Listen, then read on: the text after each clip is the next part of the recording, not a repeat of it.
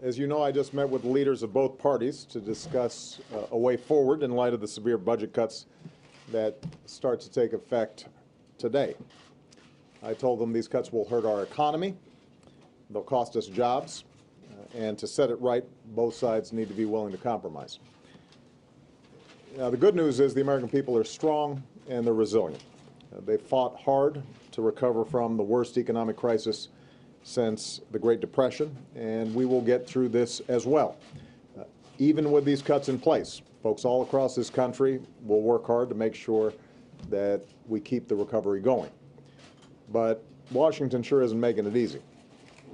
At a time when our businesses have finally begun to get some traction, hiring new workers, bringing jobs back to America, we shouldn't be making a series of dumb, arbitrary cuts to things that businesses depend on and workers depend on, like education and research and infrastructure and defense.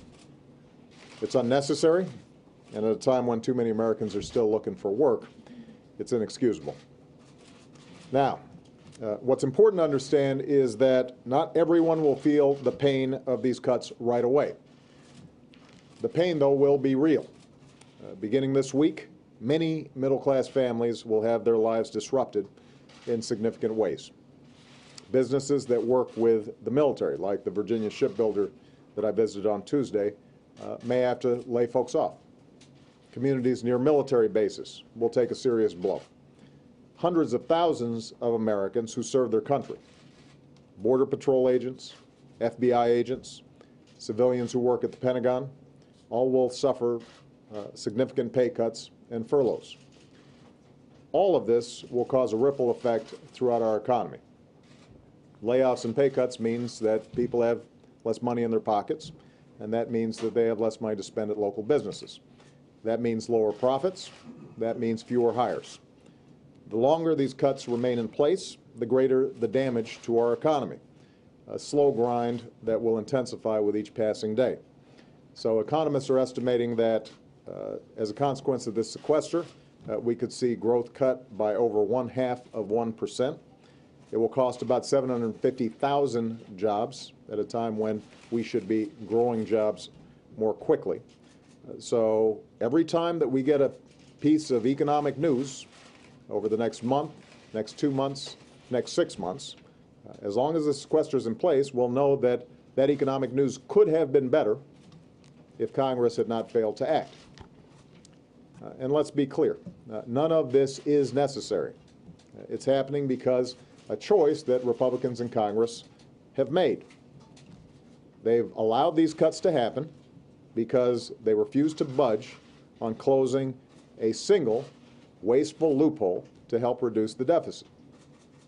As recently as yesterday, they decided to protect special interest tax breaks for the well-off and the well-connected, and they think that that's apparently more important than protecting our military or middle-class families from the pain of these cuts.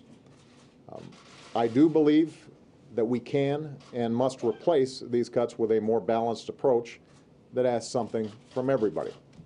Smart spending cuts, entitlement reform, tax reform that makes the tax code more fair for families and businesses without raising tax rates.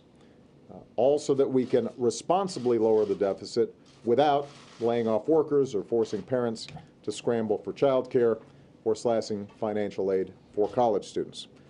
I don't think that's too much to ask. I don't think that is partisan. It's the kind of approach that I've proposed for 2 years. It's what I ran on last year. The majority of the American people agree with me and this approach, including, by the way, a majority of Republicans. We just need Republicans in Congress to catch up with their own party and their country on this. And if they did so, we could make a lot of progress. I do know that there are Republicans in Congress who, privately at least, say that they would rather close tax loopholes than let these cuts go through. I know that there are Democrats who'd rather do smart entitlement reform than let these cuts go through. So there is a caucus of common sense up on Capitol Hill. It's a silent group right now, and we want to make sure that their voices start getting heard. In the coming days and the coming weeks, I'm going to keep on reaching out to them, both individually and as groups of senators or members of the House, and say to them, let's fix this. Not just for a month or two, but for years to come. Because the greatest nation on earth does not conduct its business in month-to-month increments or by careening from crisis to crisis. And America's got a lot more work to do.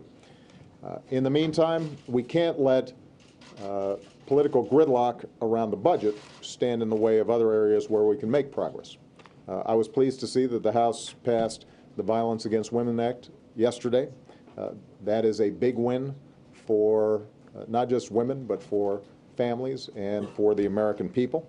It's a law that's going to save lives and help more Americans live free from fear. It's something that we've been pushing on for a long time. I was glad to see that done.